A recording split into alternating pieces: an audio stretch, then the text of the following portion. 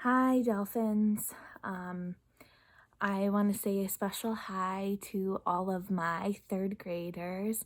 Any of you who are watching, I miss you guys. I can't believe it's been over 2 weeks since we've seen each other. I'm glad we get to connect here, and you still get to hear my voice and listen to me read. I'm happy you're here. I miss you, and I cannot wait to see you again. Same with all of my other Donley Dolphins. I miss you guys too. And I'm glad that you're here, and I'm glad that you're following along. All right, here we go. Chapter 10, Cabeza de Vaca. Now, remember from yesterday, Alexa's dad is leaving. There's kind of some issues in some other towns, and him and Ganesh are leaving. Purvis is off on another assignment in Lunenburg, so Alexa's by herself, just being watched by Grayson. I wonder what that's going to mean for her in these next few chapters. All right, here we go. It was 9 in the morning when I left my room for the second time that day. I wore a leather pouch around my neck. In it, I placed the map, the key, and my pocket knife. My mother had brought me a sweater during the funeral, which I tied around my waist. I took nothing else with me, thinking even if I was lucky, I would be gone for only a few hours. When I arrived in the library, I removed the map and began searching for a starting place. It was much more difficult than I thought it would be to decipher locations. The map showed only the winding paths, no sign of doors, walls, or windows. From my low vantage point, I could not see what the pattern looked like. It was clear only that the mountain on the map was along one of the 4 edges of the large room. It struck me as odd that Grayson would understand the map at first glance as he had, but then he had been in the library day in and day out for years and years and had walked each aisle thousands of times. I visited only a few days a year, and I was thoroughly confused. Every time I started down a twisting aisle of books that seemed to look like one on the map, it turned out to be a different path altogether. It was almost as if the map were changing as I was looking at it. I turned it every which way, started from different walls and entryways, but all my efforts just wound me around in circles.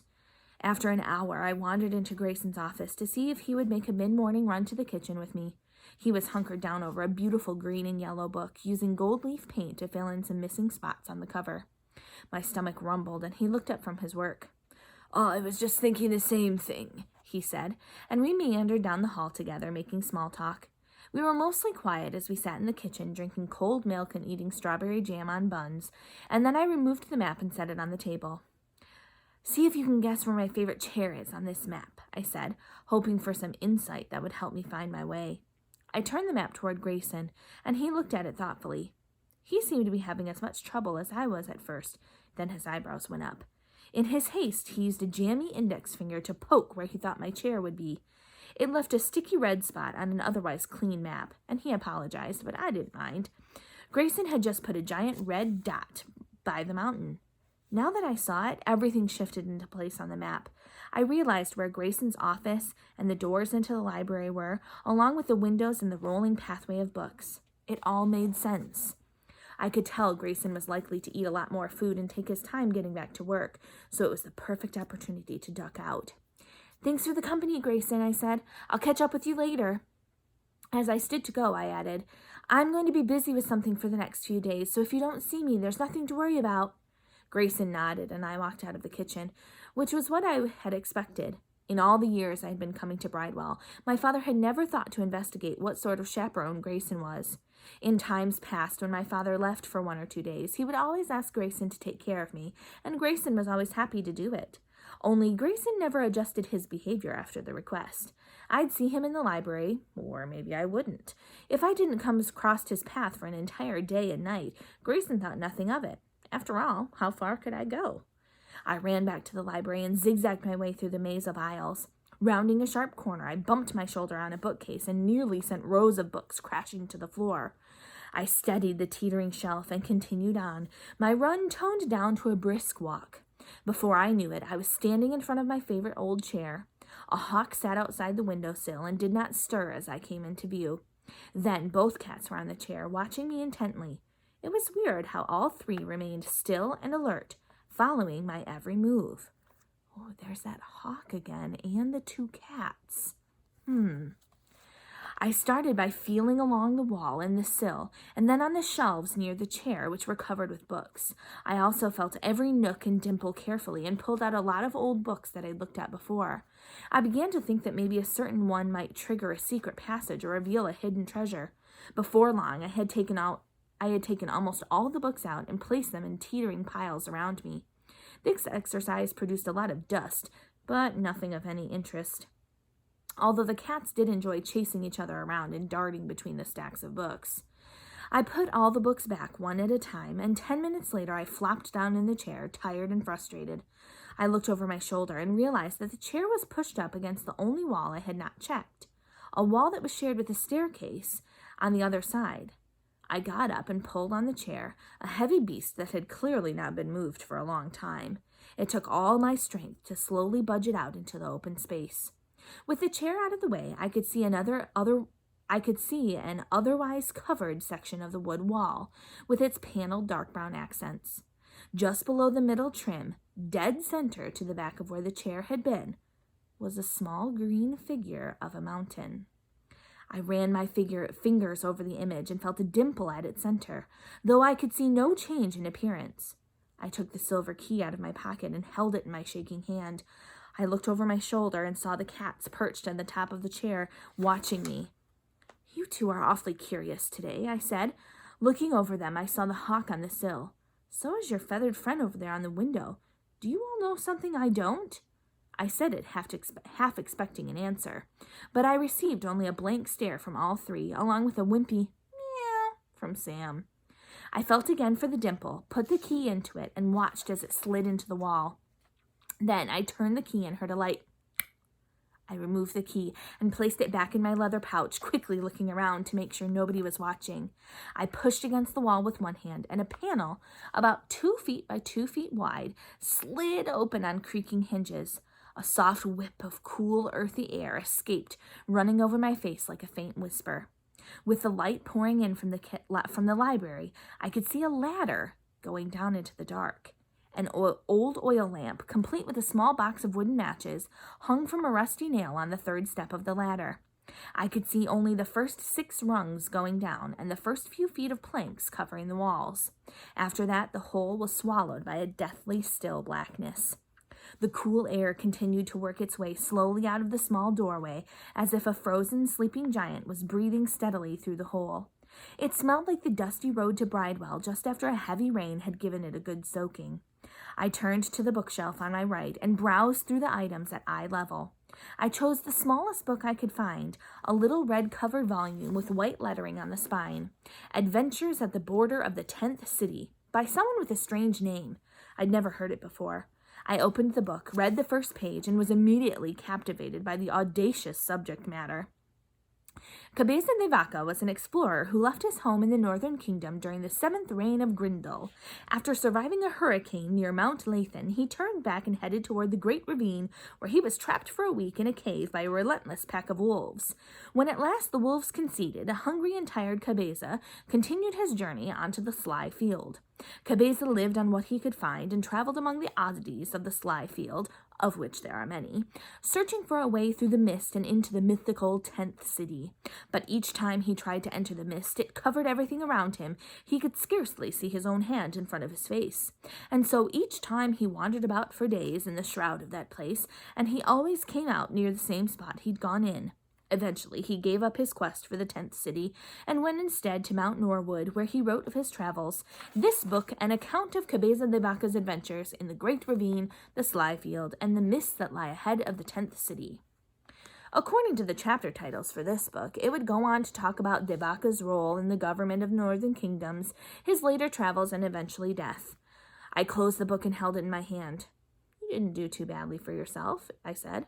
It was common for me to talk to authors this way. Somehow it made them more real. "Your travels are about to include one flight to the bottom of a creepy black pit."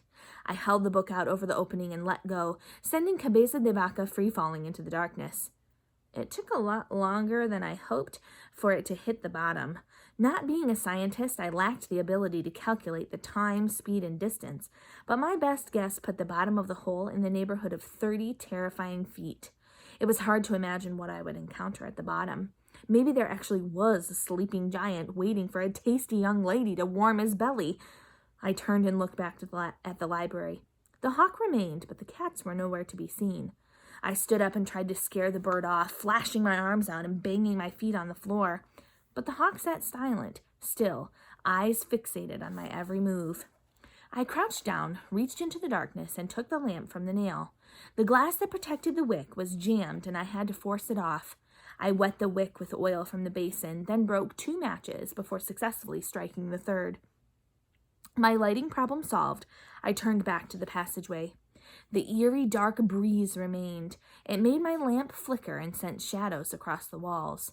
I hung my feet over the edge and swung them out onto the ladder. Then I slithered through the hole and caught hold of the top rung with my left hand. I took the lamp in my other hand and hung it by the old rusty nail. There was only one thing left to do: seal myself in so no one would know where I had gone. Do you think that's a good idea for Alexa to do? To close herself into this hole? Ooh. With a chair in place. I reached back into the library and grabbed the leg of the chair. Then I moved it in little spurts as I lunged back again and again on the ladder. With the chair in place, I swung the secret door shut from the inside and it clicked into position. The locking mechanism was simple to use from the inside, but I clicked it in and out several times just to be sure. I took the lamp and hung it down low as I could, rehanging it on the 5th rung. I stepped down the ladder and repeated this process until I was standing on a dirt floor 28 rungs underground. Looking up was much like looking down had been, the light evaporating into a starless black sky after only a few feet. There were walls on 3 sides and a tunnel heading west under the library in the direction of the mountains. The book I had dropped lay on the ground. Cabeza de Vaca had landed badly, and it appeared now I had 2 items in my possession that would require Grayson's attention. I was destroying books at an alarming pace. One last look up, and then I started walking westward under the city. The walls were made of wood planks with earth peeking through the cracks. The floor was packed dirt. I passed old footprints, which sent my heart racing and even made me briefly turn back for home. I told myself over and over again that I was the only one in the tunnel, and eventually I began walking toward the mountains again. The tunnel did not change in height or width as I walked on, but my trek went uphill at an unexpectedly steep grade. After 30 minutes, about the time it takes to walk from one side of Bridewell to the other at a steady pace, the tunnel began to turn slightly to the right and then straightened out, and I walked at least as far again. After a while, I reached the end, a wall jutting straight up in front of me, another ladder hanging down, a familiar hollow blackness dripping on me from above. I was afraid to climb, and I imagined the sharp teeth of a giant closing in on me if I went up into his gaping mouth. I was sweaty and tired, and I sat down in the dirt at the base of the ladder to rest before going up. "Hey, Cabeza, how are you doing?" I said to the book in my hand. I wiped my brow against my shirt and looked back down the tunnel toward home. "Were there times when you got scared and thought you might not make it?" "I bet there were. I bet you had those kind of thoughts all the time. I think I'll have to leave you here now, since you really provide no use for the rest of my journey, which will probably end on the tongue of a giant at the top of this ladder. You wait here for me, and if I make it back, I promise I'll read out all about you." I had to give him points for listening. He was an obedient adventurer, if not a very talkative one. I stood up, faced the ladder, and began my climb. 28 rungs later, I bumped my head on boards at the top and pushed with all my might to budge them out of the way. With no warning at all, the whole top flew up into the air, blinding me with an intense light that made me close my stinging eyes. Bits of dirt fell onto my face and head. I nearly lost my grip and almost fell back into the hole. The lamp dangled precariously off the top rung, and it went out. It was quiet except for noises I had heard only from a distance before. A breeze dancing through the trees, birds singing, bushes rustling all around me. I was terrified to emerge from my crouch on the ladder and look over the edge where the top had been blown off. Again, I contemplated turning back and running down the tunnel. I decided I would take a peek, and if it was scary, I would hustle down the ladder as soon as my feet could carry me. What's your prediction? Where do you think Alexa is? I slowly moved up and peered over the edge. To my great surprise, the hawk was sitting on a large stone a few feet away, looking just as it had been when I left the library. Well, now you're a small one, aren't you? Oh, I'm sorry. I need to change my voice. Well, now you're a small one, aren't you? I turned quickly in the direction of the voice behind me. Balancing open the trapdoor was the smallest man I had ever seen. He could not have stood more than 2 feet tall. They were right about that much. You're a little bugger, definitely small enough, the man said. The trapdoor wobbled back and forth with the push of a light breeze and the overcorrecting pull from the man. If it came crashing down, it would smack my head and send me falling like a rock to the dirt floor. I'll be needing you to come out of there right quick, the small man continued. I can't hold this door up much longer. He gave a nod to the hawk, and it was gone in a flash of feathers and screeching. Darius will be pleased I found you. With some luck, we'll be in the forest by mid-morning, as he had hoped. I was out of the hole and on my feet, confused and not sure what I should do next. The small man pushed the door down, and it slammed hard against the ground. It was covered with moss and a long, thin rope made of braided tree bark attached to the top edge. We can't stay out here in the open. Must be moving along. We have a ways to go, and hard climbing it is, said the little man, leaving me behind as he walked at a brisk pace away from me into the mountains. He glanced back with a scolding look on his face. Well, come on, Alexa. Wait, who are you? How did you know my name? Come back. But the small man just kept on walking, so I followed, racing to catch up. He yelled to me, continuing on, not looking back. My name is Yipes. I live in the mountains. I'm here to take you to your appointed destination. We were in a closed triangle now, with the wall from Bridewell to Lathbury on one side, the wall from Bridewell to Turlock on another, and the wide, lonely sea on the last. Mount Norwood stood prominently before me, filling much of the space between the walls and the sea. I looked back over my shoulder and saw the walls getting smaller and smaller in the distance. I was surprised at how insignificant they looked, cowering at the foot of the mountains. Beyond the walls, the dark hills rolled on and on into ominous and forbidding valleys unseen from Bridewell itself. I turned to the mountains and began walking again. The higher I went, the higher they seemed to go, even farther and brighter in the sunlight, ever expanding to places I could never fully discover. I stopped and turned to look upon Bridewell again, and saw it as I had never seen it before. It sat squarely between darkness and light, its roads a three-headed snake, bound at the center with a hideous head, dividing vast lands. It had a certain balance, a symmetry, as if each land were pushing against the walls, trying to bring them down, to dominate, to rule. As I began walking again, following the little man, I felt a profound sense of exhilaration and fear. Oh my gosh, so much just happened in that chapter. Alexa found the mountain clue that was hidden for her on the map. She went down a ladder through a tunnel and ended up outside the walls. She met some weird little man who knew her name. She's following him to someplace. She's outside the walls. What? We'll catch up tomorrow with chapter 11, The Glowing Pool.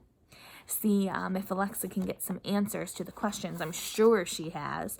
And figure out what her goal is going to be here. What is she looking for outside of the walls? I'll see you then. Bye.